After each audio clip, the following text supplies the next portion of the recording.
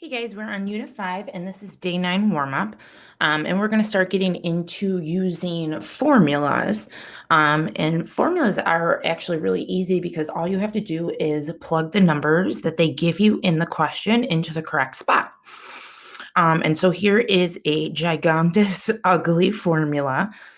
It's actually for a mortgage payment. That's what M stands for. So we're going to read it and we're going to figure out what these variables are in the formula. We're going to figure out the numbers from reading it, and then we'll be able to plug them in the right spots, type it into our calculator, and figure out the answer. So don't be scared of formulas. They're actually supposed to help you and guide you. You just have to remember that they're going to look ugly at first. Just find the numbers in the problem, make sure that they're the correct numbers for that variable, and then plug them in. All right. So it says that the Wells family is looking to purchase a home in a suburb of Rochester with a 30-year mortgage. So we'll highlight our numbers and what they represent so that we don't have to go back and reread the problem.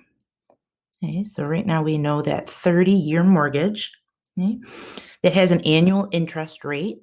So this is our rate. The house the family wants to purchase is $152,500. So that's probably good. That's the house cost. Okay. And they will make a $15,250 down payment, and they're going to borrow the remainder. Use the formula below to determine their monthly payment to the nearest dollar. So right there is rounding directions. I always like to highlight those because at the end of the problem, all I have to do is look up to what I highlighted for the rounding directions, and then I'll be able to round correctly and not have to reread the whole problem. All right, so M stands for our monthly payment, and that is actually what we are trying to figure out. So we're going to replace that with our question mark. Okay. P stands for the amount borrowed, and I know you guys don't know a whole lot about mortgage payments or anything about mortgage payments since you're 15, 16, 17 years old. I don't think I knew what a mortgage payment was until I was 25. So, but what it is that whatever the cost you're buying, so this house is $152,500. Okay. But they're making a down payment, and so that's subtracted from our purchase price. And so when we subtract those two numbers, we're only borrowing $137,250. Okay, and so that's the amount we're borrowing. This is the amount of our house. This is what we're putting down. And so we're only borrowing this number. Okay.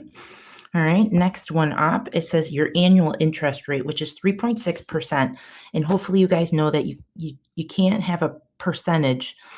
We have to take that percent and we have to turn it into something that's usable in our problem. And so all we're going to do is convert this to not being a percent by moving the decimal place over 2 places to the left. And so that 3.6% is now going to become 0.036. Okay.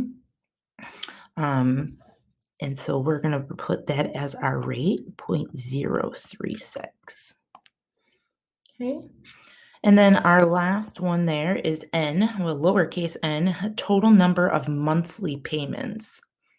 And so you're going to realize that the only number we haven't used yet is that 30 for the 30-year mortgage.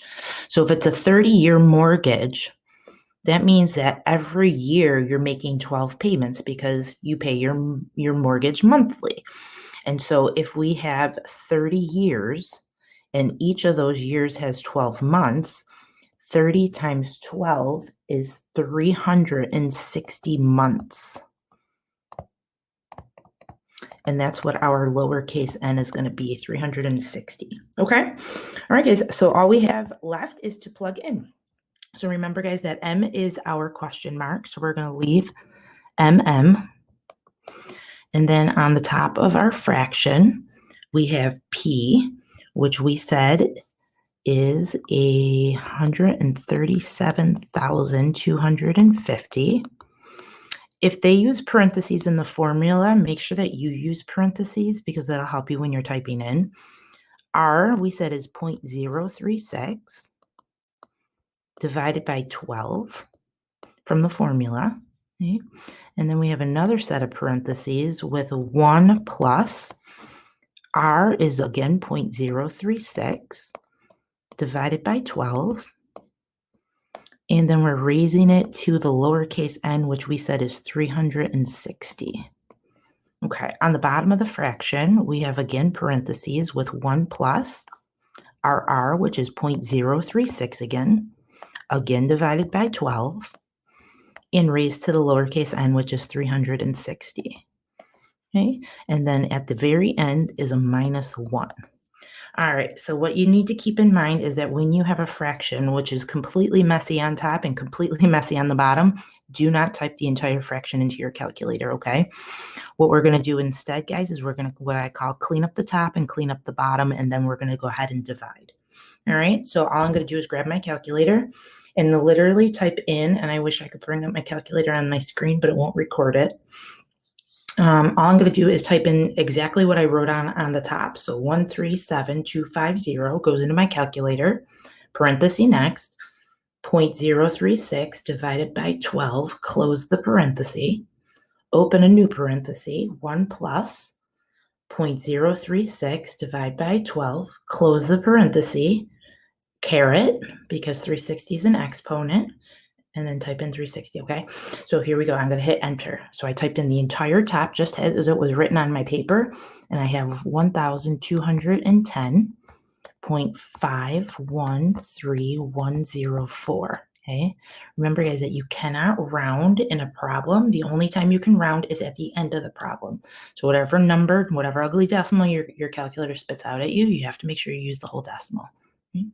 On the bottom, I'm going to type in exactly what I wrote. So 1 in my calculator, open a parenthesis, 1 plus 0.036 divided by 12, close the parenthesis, hit the caret button because you have an exponent of 360, move over because that minus 1 is not in the exponent. Okay, so I just entered in exactly what's on the bottom of my fraction, and I'm going to hit enter. And I end up with another ugly decimal that, remember, you cannot round. So 1.939922536. All right, guys, what you're going to do now is in your calculator, you're going to scroll up to grab that 1,210 number, hit enter, divide it by, scroll up, grab the 1.9399 number, hit enter to pull it down. And now you have the two numbers that we have on our paper in our calculator. And we didn't have to retype them, which is awesome. Hit enter, and we end up with 624.0007431. Yes, you have to make sure you write down the whole decimal, okay? So now, guys, going back up to our rounding directions, because this is our answer, we're ready to round it. They said to the nearest dollar. And so hopefully you guys know that we're going to go ahead and round that 4 spot, but you got to look next door. If you're looking next door, you're looking at a number that's 5 or higher, the 4 will go up. If it's less than 5, the number stays the same. And so this is $624, and that is your monthly payment. Okay. That is what you have to pay per month in order to live in that house that costs that much money, with that much down payment, with that interest rate for 360 months. Okay, so hopefully that makes sense and you realize that even though this formula is super duper ugly and looks very, very complicated, it isn't all that bad. All right, so our formula today won't look as bad, but we'll be using a formula. We'll have to find our numbers like we did and plug them in. All right, I will see you guys on day 9 notes.